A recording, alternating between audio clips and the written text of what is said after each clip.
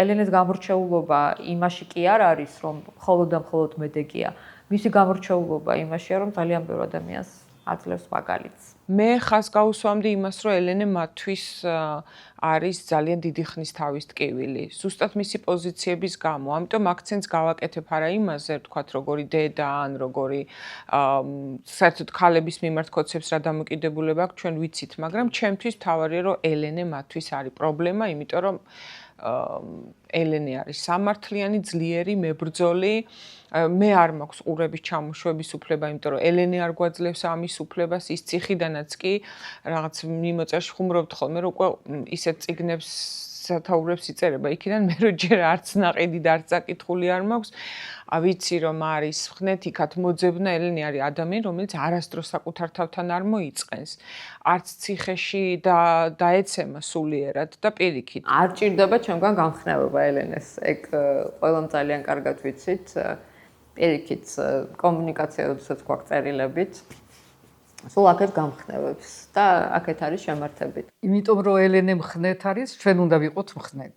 ჩვენ არ უნდა შევეშვათ იმ მიზანს, რომელიც არის მთავარი მიზანი. ეს არის მთავარი მაგალითი და ამისთვის არის ელენე როზის ციხეში რეალურად და ეს ძალიან კარგად იციან, რომ ეს რეპრესია არაფერს არ აღწევს, პირიქით აძლიერებს უფრო იმათ, ვისაც აქვთ მიზანი არჩეული უკვე.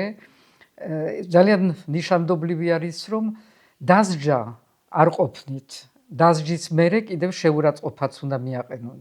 მოისმინეთ კალაძეს სიტყვები, არ ვიცი რომელმა კიდევ რა თქვა, საერთოდ როცა ერთი მესაჟ ბოქსი აქვთ, იმეორებენ ამ რაღაც უშვერ სიტყვებს და ამით იგონიათ, რომ კიდევ ამცირებენ ადამიანს და არავის არ ამცირებენ, პირიქით აძლიერებენ კიდევ უფრო და უფრო დიდ ნიშნობას აძლევენ სწორედ ამ მაგალითს და არ არის ეს უჩვეულო საქართველოს ისტორიაში. ეს არ ნიშნავს იმას, რომ რადგან ელენე მხნედ არის, ამიტომ ესე იგი არაუშავს, რომ პირიქით ძალიან ცუდია ეს არის უსამართლობა. კალაძეს საერთოდ არ ვიცი საკუთარ ბიოგრაფიაში, აი ეს ჯერ როგორი ბიოგრაფია შეიქმნა, მას მე რაც ფეხბურთთან წამოვიდა, მაგრამ ეს იქნება ერთ-ერთი სამარცხვინო ლაქა მის ბიოგრაფიაში, რის გამო ზის მისი პოლიტიკური ოპონენტი. და ელენე ძალიან დიდი ხანი აშავებდა პროპაგანდას, სხვადასხვა პროპაგანდისტული მესიჯებით, ეს პროპაგანდისტული მესიჯები აიტაცა, რა თქმა უნდა, ქოცმა და არა მხოლოდ ქოცმა. დიდი ხანია ის ამ უსამართლობას უყურებს, ებრძვის, მაგრამ ჩვენთვის, ყველასთვის, მისი მეგობრებისთვის, გარეთყოფებისთვის ელენე არის მაგალითი იმის, რომ როცა საკუთარ სიმართლეში ხარ დარწმუნებული, ციხეშიც კი ვერ გამყოფებენ ციხეში. თუმცა კიდევ ერთხელ უნდა თქვა, რაც არ უნდა მხნედ იყვნენ ჩვენი პოლიტპატიმრები, რაც არ უნდა დიდ ვაჟკაცობას ასხივებდნენ, გამძლეობას და აქეთ გვამხნევებდნენ გარეთყოფებს. მაინც ჩვენ უნდა ვიბრძოლოთ, ვისაც რითი შეგვიძლია, ვისაც როგორ შეგვიძლია, რომ აი ამ რაღაც ქოცური ხახიდან დავიხსნათ ისინი. რამდენად მართლა ფარისევლები არიან, რომ ესე იგი წინა დღეს საშვებით დარბოდნენ პატრიარქის არ ვიცი დაგრძალვაზე და მის ტაძარში, მის გარშემო რაღაცა ღირებულებებზე ლაპარაკობენ, რომელიც საერთოდ არ გააჩნიათ და არც იციან რა არის ღირებულებები.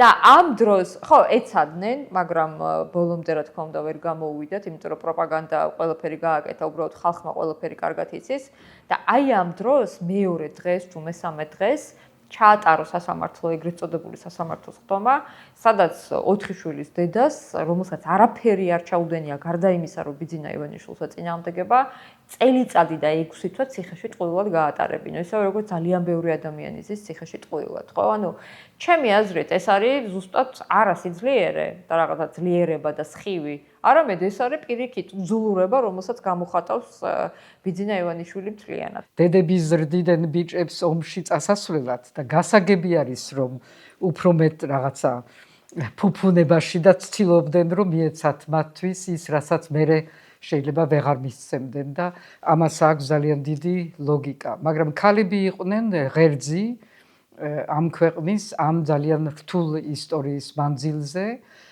თუ გადავხედავთ მე-19 საუკუნის საქართველოს ბრძოლაში რუსეთთან, ყველაზე უფრო გამძლე და ბოლომდე წამსვლელები იყვნენ ქართველი დედოფლები და არისტოკრატები, რომლებიც ბოლომდე რუსეთში გადასახებლის დროსაც აგრძელებდნენ ამ ბრძოლას. ასე რომ ელენე მარტო არ ხარ გამგრძელებელი ძალიან დიდი ტრადიციის, ძალიან რთული არის და როგორც დედა არც შემიძლია წარმოვიდგინო, რას ნიშნავს, როცა არასრულწლოვანი ბავშვები გელოდებიან სახლში და შენ ციხეში ხარ გამოწყდეული.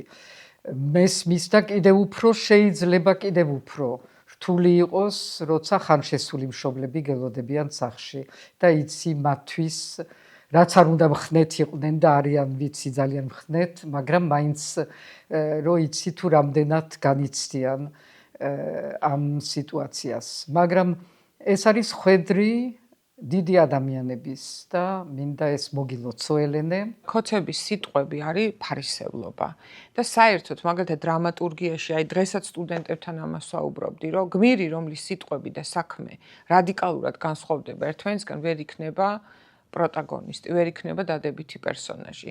რომელიც ერთს ლაპარაკობს და მეორეს აკეთებს. ადამიანი, რომლის სიტყვა და საქმე ერთმანეთს ემთხვევა, ხოლო ასეთი და ელენე არის ზუსტად ასეთი ადამიანი, რომელიც ზუსტად ისე ცხოვრობს, რასაც ამტკიცებს.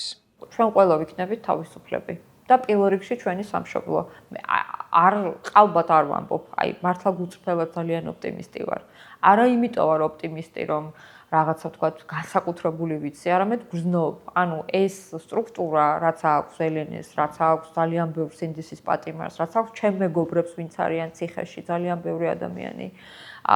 ეს მაძლევს იმის თავდაჯერებულობას, რომ ზუსტად ფიქრობდეთ, რომ ეს მედოგობა, რა თქმა უნდა, ესე განწირულად არ ჩაივლის და არ შეიძლება. ელენეს ჰქონდა განსაკუთრებული როლი საზოგადოებაში და ოპოზიციაში, არ მინდა მხოლოდ ოპოზიციაში, როგორც პარტიული, მაგრამ მთლიანად, როგორც ერთგვარი მედიატორი, ყველასთან შეეძლო და შეძლებს მომავალში საუბარი და ეხლა ამიტომ გვაკლია ძალიან ამ მომენტში, როცა ეს როლი არის ძალიან საჭირო. ასე რომ გელოდებით მალე ელენე ესენი ვერაფერს მაინც ვერ გააკეთებენ და ვიცი რომ უყურებ ხშირად ტელევიზორს და ნახავდი მათ სახეებს. მე მგონი რომ ეს უნდა კმაროდეს იმისთვის რომ გავიგოთ თუ რა დღეში არიან.